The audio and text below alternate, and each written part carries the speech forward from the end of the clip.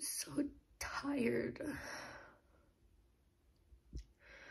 of having borderline personality disorder, but I'm even more tired of having really, really terrible friends in my life. And I'm just gonna share the story because at this point, I don't care. I'm gonna just share what happened because I need advice and support. I need hope.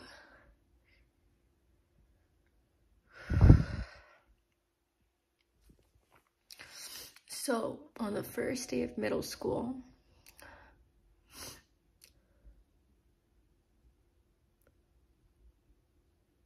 let me just collect myself and I'll come back and do this because I can't do it right now.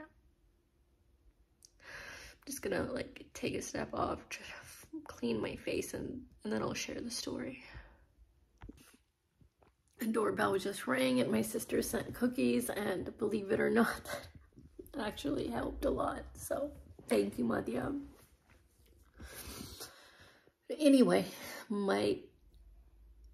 on the first day of middle school, I met my best friend.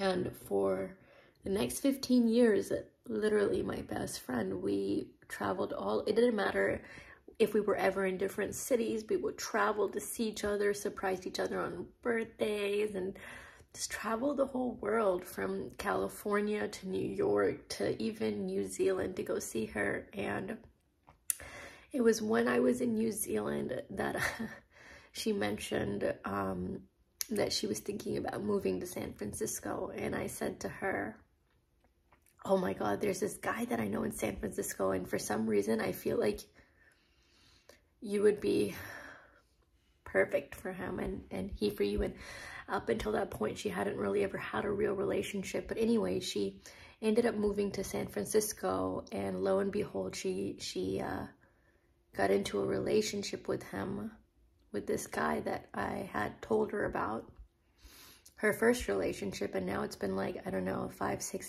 7 years, and they've been together since. And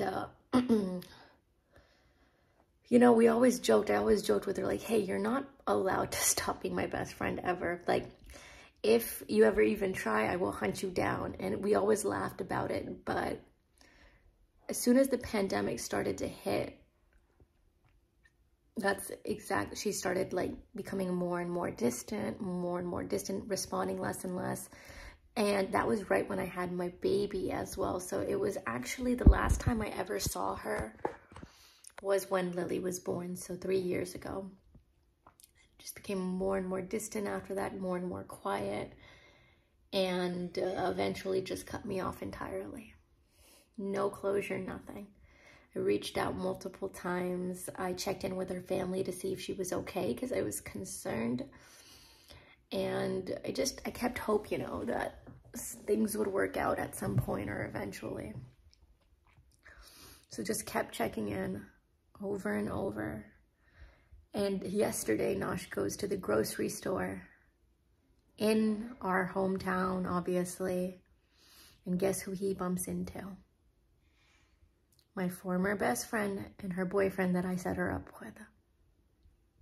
And they make small talk, but don't bring me up. Don't bring up why they ghosted me. Nosh doesn't. I'm mad at Nosh because he didn't even ask why. At this point, all I wanted was closure. I wanted to know, was there something that I did? Was it me having a child that was offensive to you? Is there something that you're dealing with? You know, nothing.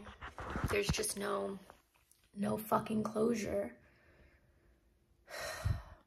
And now I'm having to just be like, okay, fine. I gotta let it go. I messaged her after Nosh saw her at the grocery store. She saw the message, no response. Texted her boyfriend, no response.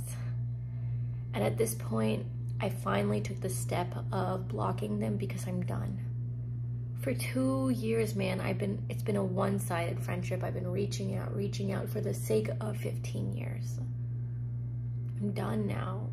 I'm done. I blocked them. I cannot continue to try. But now I need advice on how to actually let it go.